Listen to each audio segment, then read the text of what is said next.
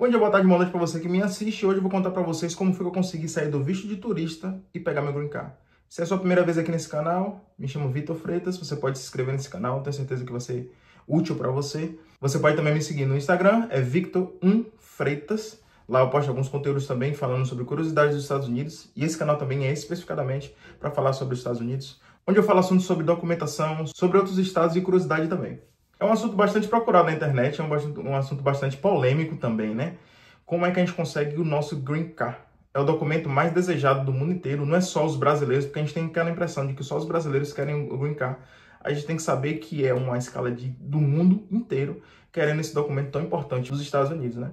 Quando eu comecei minha jornada no Brasil, eu vim literalmente com um objetivo. Esse objetivo era não ficar ilegal e conseguir minha documentação.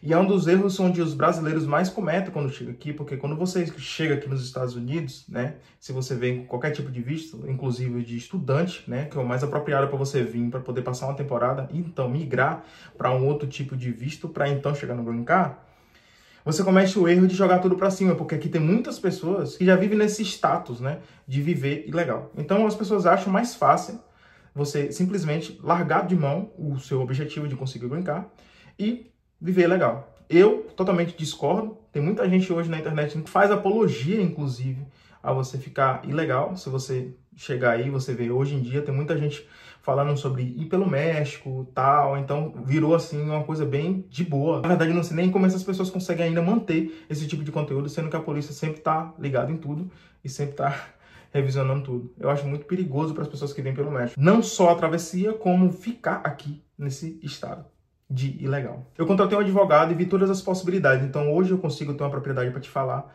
as maneiras de você conseguir e o jeito que eu consegui.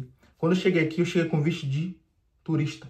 E logo após eu optei para trocar pelo visto de estudante. Para lá então estudar e eu ficar em casa com os meninos, né? Supostamente isso acontecer. E então a gente passar para o próximo step. Tem a regra dos 90 dias. Se você não sabe o que é a regra dos 90 dias, eu fiz um vídeo aqui no canal falando sobre a regra dos 90 dias. Eu vou deixar aqui, você pode ir lá e ver o que é e como funciona a regra dos 90 dias. Por causa da regra dos 90 dias, eu não podia trocar o meu status antes desse período.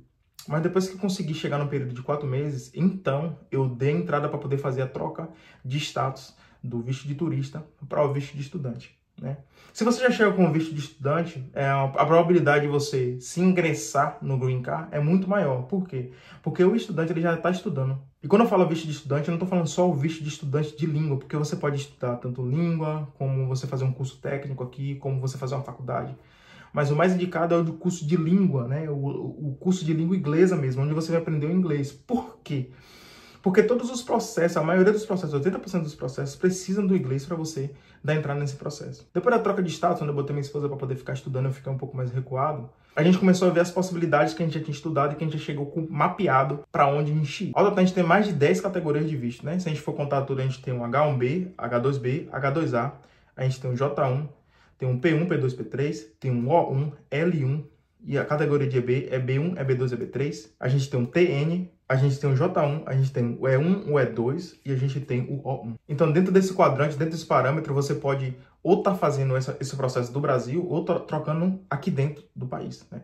Eu vou dizer que é a maneira mais fácil, mas eu acho que não deveria falar isso. Eu acho que é a maneira mais conveniente para as pessoas que não têm tantas condições assim, como eu não tinha condições, né? É errado você simplesmente vir com visto de turista com a intenção de trocar o status aqui, né? Dentro do parâmetro de leis da imigração. Ou seja, se você tiver com um visto de turista e você chegar aqui com a intenção, ou chegar para o agente consular na entrada do país e você falar que você está com a intenção de trocar de status, quando chegar aqui, provavelmente seu visto vai ser cancelado e você vai ser deportado. Então, o ideal é que, tipo assim, quando você venha para cá, você venha com a intenção de turistar, tá bom? Beleza? É o que está dentro da lei. Quero que você entenda isso. Quando você chega aqui, eu sei que tem muita gente falando, venha com visto de turista, troque o status. Eu estou te falando que está dentro da lei. Eu não posso te falar para você vir com visto de turista e trocar para o visto de estudante. Eu estou falando para você vir com a intenção de turistar.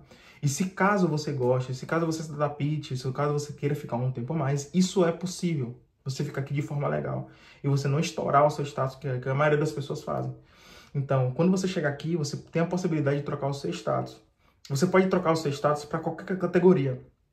Mas eu não aconselho você trocar o seu status para a categoria de trabalho. Não foi isso que eu fiz. Porque quando você vem, né, como mais uma vez falando, Você veio para turistar, então dá um pouco de divergência. Ninguém vai conhecer um lugar e chegar lá e quer trabalhar, tá? Alguém pode estudar, por exemplo, e querer trabalhar, querer ficar, porque você já está morando num lugar, você quer fazer uma renda extra, às vezes para pagar o curso que você tá fazendo, faz mais sentido no contexto geral, onde você precisa apresentar algo para o agente consular. Porque a troca de status, mesmo que você entre num processo de trabalho, tem que ir uma carta falando o porquê daquilo aconteceu. Você tem que entender isso. Toda troca de status existe um porquê. Você tem que mandar uma carta para a imigração falando um porquê. Então, como é que você fala que você foi viajar para, sei lá o quê, falando que você era empresário no Brasil, que você tinha isso, que você tinha aquilo, que você tinha um monte de vínculo e agora simplesmente você decide ficar para trabalhar? Essa informação é totalmente divergente e provavelmente você vai ficar sem sua documentação. Eu conheci pessoas que vieram direto com visto de turista e passaram para o EB3, que é o processo que eu entrei para poder conseguir meu green card. E essas pessoas não têm o green card delas até hoje, tá? O meu processo, depois que a gente fez, durou ao total 5 anos, tá bom? Então, depois de 5 anos, né, que a gente chegou com o turista, a gente trocou o nosso status, tá? O nosso status na época demorou um pouco para chegar, porque na época tava pendente ainda muita coisa, tá? A gente teve que ficar trocando, estendendo a nossa estadia aqui, porque o presidente na época, presidente Trump, então, a gente teve que fazer essa extensão e ele tirou, tipo assim, ele falou que quando você chegasse e trocasse o seu status atual, eles meio que deletavam e você tinha que ficar pedindo uma extensão, tá? Então, foi isso que o presidente Trump, na época, que eu vi em 2017, falou. Então, a gente teve que ficar fazendo a extensão para poder, então, esperar a troca de status. Depois que a troca de status chegou, minha esposa começou a estudar, a gente começou a ver as possibilidades dentro desse parâmetro. Por quê? Porque agora ela já estava estudando e agora nós tínhamos legalmente uma possibilidade de moradia aqui. Porque quando você vem estudar, você está dentro de um parâmetro de moradia aqui nos Estados Unidos, tá bom? Presta atenção. Quem está estudando aqui está morando, seja por 6 meses ou por 1 ano, está morando nos Estados Unidos. É assim que eles entendem, tá bom? Então, quando você já está morando aqui, você já está falando a língua, a possibilidade de você conseguir um trabalho é muita, porque você já está envolvido, tem network, tem tanta coisa. Então, e tem várias oportunidades aqui de pessoas que precisam contratar. Então, depois disso, minha esposa conseguiu entrar na padaria brasileira, tá? Onde eles aceitavam esse processo da B3. Também a gente também só queria ingressar se fosse em algum lugar que fizesse o B3, tá bom? Eu sei que hoje tem muitas empresas que conseguem o sponsor para você, só que hoje tem muita possibilidade de você conseguir esse sponsor também sozinho, com muita pesquisa aí, tá bom? Às vezes, para você não ficar na mão dessas empresas, por exemplo, você pode conseguir o sponsor e contratar só advogado. Porque às vezes as empresas estão cobrando 3, 4, 5 vezes a mais para poder te dar esse contato da empresa, somente isso, né? Então, quando a gente conseguiu isso aí, a gente entrou no processo para poder, então, fazer todas as etapas. Depois que eles colocam no jornal a vaga para ver se está disponível para algum americano, ou seja, se algum americano pode preencher essa vaga, aí então ele começa o processo, tá bom? Precisa botar no jornal, algumas pessoas ligam. Eu acho que você não deve se preocupar tanto com isso, porque aqui a mão de obra está muito escassa. Então, às vezes é um McDonald's, é um Dunkin' Donuts, é um Starbucks. E geralmente os americanos não querem trabalhar com esse tipo de trabalho sobre emprego, né? E aí chega a gente para poder fazer esse preenchimento e automaticamente eles viram sponsor da gente, oferecendo meio que uma troca. Você trabalha pra gente, a gente garante a sua estadia aqui, que é através do Green Card. Frente a isso, ela começou a entrar, a gente entrou no processo, ela começou a fazer todo o processo. Nosso processo durou 2 anos, tá? Em média 2 anos. Né? Depois disso tudo, ainda passa para imigração, passa background check. Alguns casos tem entrevista, tá? Para poder saber se é isso mesmo, outros casos não. Então depende muito. O nosso caso foi muito rápido, foi coisa de Deus mesmo, apesar de no meio ter várias situações que aconteceram. A advogada preencheu coisa errada, o documento voltou, ela botou que eu já tinha sido separado, sendo que minha esposa foi a única esposa que eu tive em toda a minha vida, né? Eu casei com ela com 16 anos, então, tipo assim, eu falei com ela, minha filha, se eu sou separado, eu casei com 10 anos e separei com 12, né? Porque o Green Card, assim que foi aprovado o processo, para chegar ao Green Card foi questão de semanas, assim, já chegou o Green Card de uma vez e a gente conseguiu o Green Card dessa maneira. Mas a mensagem real vai agora. Eu vi muito impossibilidades antes de eu sair do Brasil, que era impossível conseguir o Green Card, tanto das pessoas do Brasil, quanto as pessoas que estavam aqui, quantos vídeos que eu assistia. As pessoas falavam que, tipo assim, que a única forma de você conseguir o green card era através de casamento.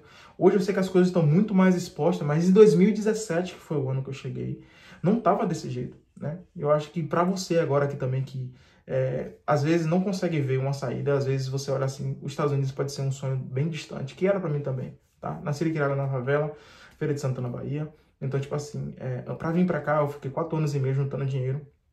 Aqui tá um pouco da minha história, eu vou terminar de contar agora o vídeo através da minha história, do que a gente passou. Então, foram 4 anos e meio a gente juntando dinheiro, né? Tinham dias que a gente não comia, ia pra casa da minha mãe pra poder comer, pra poder trocar dinheiro por dólar, pra gente poder conseguir chegar aqui, tá? Comprei passagem no boleto, no nome da minha sogra, enfim. Então, tipo assim, foi literalmente eu fazendo de tudo que eu podia pra poder conseguir chegar aqui. Eu espero que você também tenha uma atitude de você conseguir conquistar o seu sonho, né? Chegar nos Estados Unidos, vir visitar, vir estudar, de qualquer forma, né? É possível porque eu tô falando porque eu passei por esse processo. Inclusive, deixando de antemão aqui, nós temos uma assessoria de vistos americana. Nessa assessoria você tem 1 hora de mentoria comigo, né? Eu faço análise do seu perfil. Foram mais de 150 pessoas mentoradas aí, muito mais. Na verdade, eu falo mais de 150 porque acabou passando, eu não sei exatamente, não saiu contando. Mas foram mais de 150 pessoas mentoradas aí, a gente teve 80% de êxito, de aprovação, de pessoas que foram aprovadas. Então, eu faço 1 hora de perfil, de análise de perfil, eu faço todo o preenchimento da documentação, te preparo para a entrevista, falo exatamente o passo a passo do que eles precisam, tá? É a mesma coisa que você me pergunta, como é que um cara que não tinha possibilidade nenhuma de estar nos Estados Unidos, ou seja, pelo histórico dele, de onde ele nasceu, pela renda dele, favela, tudo isso, conseguiu chegar nos Estados Unidos, conseguiu visitar os Estados Unidos, tocar os estados, e hoje ele está com documentação.